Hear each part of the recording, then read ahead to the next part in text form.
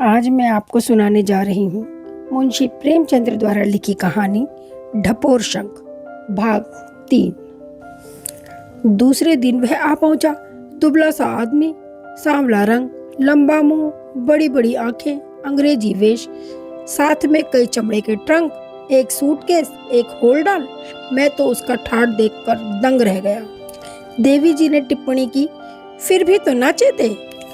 मैंने समझा था गाढ़े का कुर्ता चप्पल, ज्यादा से ज्यादा फाउंटेन पेन वाला आदमी होगा, मगर यह महाशय तो पूरे साहब बहादुर निकले। मुझे इस छोटे से घर में उन्हें ठहराते हुए संकोच हुआ। देवी जी से बिना बोले ना रहा गया।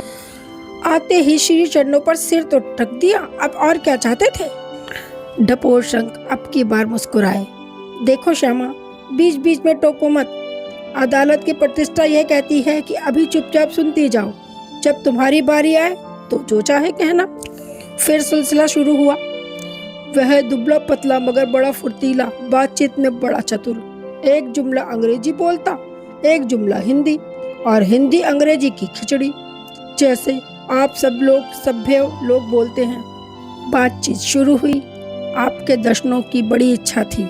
मैंने जैसा अनुमान किया था वैसा ही आपको देखा। बस अब मालूम हो रहा है कि मैं भी आदमी हूँ। इतने दिनों तक कैदी था। मैंने कहा, तो क्या इस्तीफा दे दिया? नहीं, अभी तो छुट्टी लेकर आया हूँ। अभी इस महीने का वेतन भी नहीं मिला। मैंने लिख दिया है यहाँ के पते पर भेज दें। नौकरी तो अच्छी है, मगर काम बहुत करना पड़ता है और मुझे कुछ लिखने का अवसर नहीं मिलता।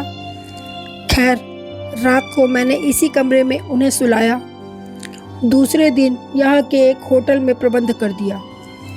होटल वाले पेशगी रुपए ले लेते हैं। जोशी के पास रुपए ना थे।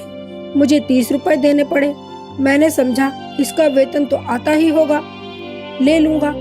यहाँ मेरे एक मित्र हैं, माथुर, उनसे भी मैंने जोशी जी का जिक्र किया था। उसके आने की खबर पाते ही होटल दौड़े। दोनों में दोस्ती हो गई। जोशी 2-3 बार दिन में, एक बार रात को जरूर आते और खूब बातें करते। देवी जी उनको हाथों पर रखती। कभी उनके लिए पकौड़ियाँ बन रही हैं, कभी हलवा। जोशी हरफन मौला था, गाने में कुशल, हारमोनियम में निपुण, इंद्रजाल के करतब दिखलाने में कुशल, सालन अच्छा पकाता था। देवी जी को गाना सीखने का शौक पैदा हो गया तो उसे म्यूजिक मास्टर बना लिया। देवी जी लाल मुंह करके बोली, तो क्या मुफ्त में हलवा, पकौड़ियाँ और पान बना बना कर खिलाती? 1 महीना गुजर गया पर जोशी का वेतन ना आया। मैंने पूछा भी नहीं। सोचा अपने दिल में समझेगा, अपने होटल वाले रुपयों का तकाजा कर रहे हैं। माथुर के घर भी उसने आना जाना शुरू कर दिया। दोनों साथ घूमने जाते, साथ रहते। जोशी जब आते माथुर का बखान करते, माथुर जब आते जोशी की तारीफ करते। जोशी के पास अपने अनुभवों का विशेष भंडार था। वह फौज में रह चुका था। जब उसके मंगेतर का विवाह दूसरे आदमी से हो गया तो शौक में उसने फौजी नौकरी छोड़ दी थी।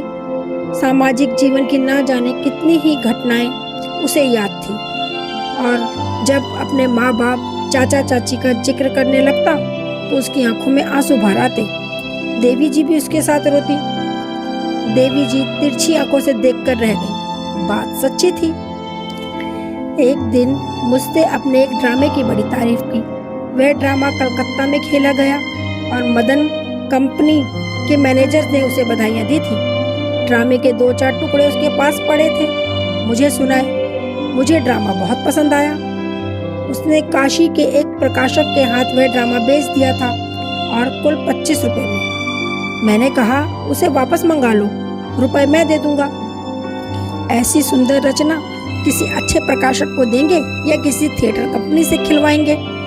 3-4 दिन बाद मालूम हुआ कि प्रकाशक अब 50 रुपए देकर लौटाएगा। कहता है, मैं इसका कुछ अंश छपा चुका हूँ।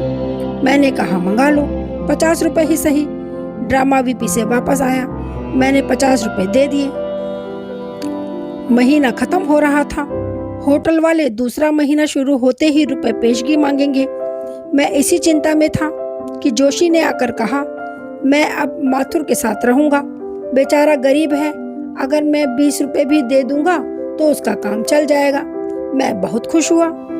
दूसरे दिन वो माथुर के घर डट गया। जब आता तो माथुर के घर का कोई न कोई रहस्य लेकर आता। यह तो मैं जानता था कि माथुर की आर्थिक दशा अच्छी नहीं है।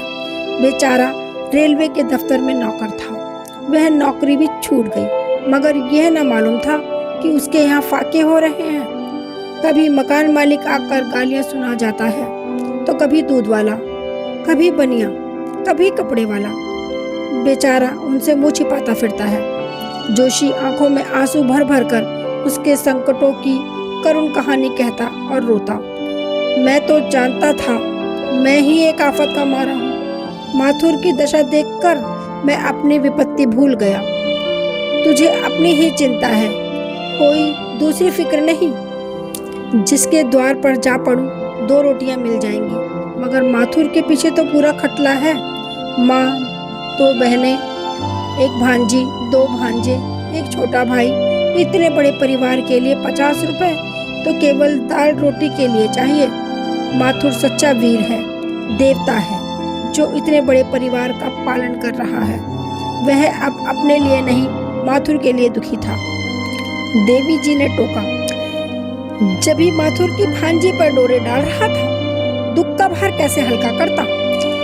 ढपोर शंख ने बिगड़ कर कहा, अच्छा तो अब तुम ही कहो। मैंने समझाया, तुम तो यार बार बार जरी जरी बात पर तिनक जाते हो। क्या तुम समझते हो ये फुलझड़ियां मुझे न्याय पथ से विचलित कर देंगी? फिर कहानी शुरू हुई। एक दिन आकर बोला, आज मैंने माथुर के उद्धार का उपाय सोच निकाला। मेरे एक माथुर मित्र बैरिस्टर हैं, उनसे जग्गो माथुर की भांजी के विवाह के विषय में पत्र व्यवहार कर रहा हूँ। उसकी एक विधवा बहन को दोनों बच्चों के साथ ससुराल भेज दूंगा। दूसरी विधवा बहन अपने देवर के पास जाने को राजी है। बस 3-4 आदमी रह जाएंगे। कुछ मैं दे दूंगा, कुछ माथुर पैदा करेगा, गुजर हो जाएगा। मगर आज उसके घर का 2 महीने का किराया देना पड़ेगा। मकान मालिक ने सुबह ही धरना दे रखा है। कहता है अपना किराया लेकर ही हटूंगा। आपके पास 30 रुपए हो तो दे दीजिए। माथुर के छोटे भाई का वेतन कल परसों तक मिल जाएगा। कल रुपए मिलेंगे। एक मित्र संकट में पड़ा हुआ है, दूसरा मित्र उसकी सिफारिश कर रहा है। मुझे इनकार करने का साहस ना हुआ। देवी जी ने उस वक्त नाक बहुत जरूर सकोड़ा था, पर मैंने ना माना, रुपए दे दिए। देवी जी ने डंक मारा, ये क्यों नहीं कहते कि वे रुपए मेरी बहन ने बर्तन खरीद कर भेजने के लिए भेजे थे? डपोर शंख ने गुस्सा पीकर कहा, खैर यही सही, मैंने रुपए दे दिए, मगर मुझे ये उलझन होने लगी कि इस तरह तो मेरा कचूमर ही निकल जाएगा। माथुर पर एक न एक संकट रोज ही सवार रहेगा। मैं कहाँ तक उन्हें उबारूंगा? जोशी भी जान खा रहा था कि कहीं कोई जगह दिला दीजिए। संयोग से उन्हीं दिनों मेरे एक आगरा के मित्र आ निकले। काउंसिल में मेंबर थे, अब जेल में हैं। गाने बजाने का शौक है, 2-1 ड्रामे भी लिख चुके हैं। अच्छे अच्छे रईसों से परिचय है, खुद भी बड़े रसिक हैं। अब की बार वे आए तो मैंने जोशी का उनसे जिक्र किया, उसका ड्रामा भी सुनाया।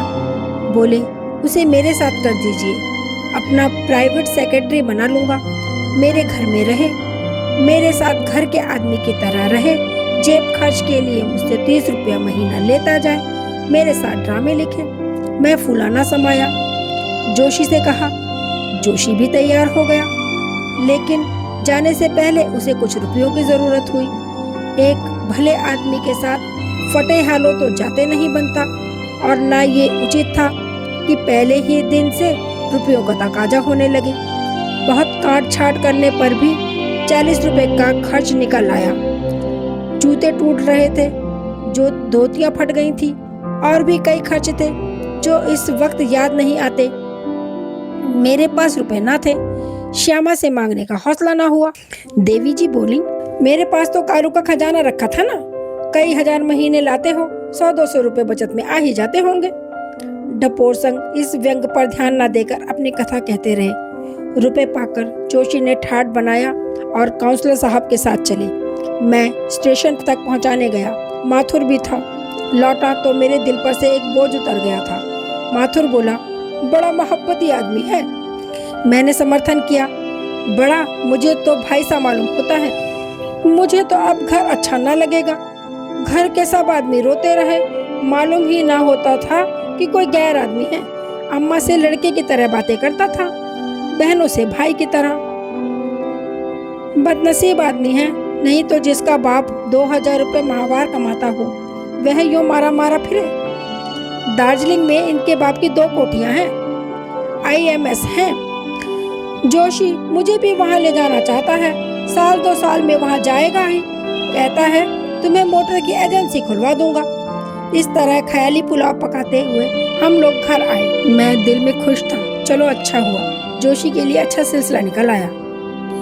मुझे ये आशा भी बंद चली कि अब की बार उसे वेतन मिलेगा तो मेरे रुपए देगा, 4-5 महीने में चुकता कर देगा। हिसाब लगा कर देखा तो अच्छी खासी रकम हो गई थी। मैंने दिल में समझा यह भी अच्छा ही हुआ, यूं जमा करता तो कभी ना जमा होते, इस बहाने से किसी तरह जमा तो हो गए। मैंने ये सोचा कि अपने मित्र से जोशी के वेतन के रुपए पेशगी क्यों ना ले लूं, कह दूं उसके वेतन से महीने महीने काटते रहिएगा। लेकिन अभी मुश्किल से 1 सप्ताह हुआ होगा कि एक दिन देखता हूँ तो जोशी और माथुर दोनों चले आ रहे हैं। मुझे भय हुआ कहीं जोशी जी फिर तो नहीं छोड़ आए, लेकिन शंका को दबाता हुआ बोला, कहो भाई कब आए, मजे में तो हो? जोशी ने बैठकर सिगार जलाते हुए कहा, बहुत अच्छी तरह से हूँ। मेरे बाबू साहब बड़े ही सज्जन आदमी हैं। मेरे लिए अलग एक कमरा खाली करा दिया है, साथ ही खिलाते हैं और बिल्कुल भाई की तरह रखते हैं। आजकल किसी काम से दिल्ली गए हैं। मैंने सोचा यहाँ पड़े पड़े क्या करूं, तब तक आप ही से मिलता आऊं। चलते वक्त बाबू साहब ने मुझसे कहा था मुरादाबाद से थोड़े से बर्तन लेते आना, मगर शायद उन्हें रुपए देने की याद नहीं रही। मैंने उस वक्त मांगना भी उचित न समझा। आप एक 50 रुपए दे दीजिएगा, मैं परसों तक जाऊंगा और वहां से जाते जाते ही भिजवा दूंगा। आप तो जानते ही हैं रुपए के मामले में वे कितने खरे हैं। मैंने रुखाई से कहा, रुपए तो इस वक्त मेरे पास नहीं है। बस आज यहीं तक, अगला भाग देखना ना भूलिएगा। यदि आपको मेरी कहानी अच्छी लगी तो इसे लाइक करें और मेरे चैनल को सब्सक्राइब भी करें। Thank you.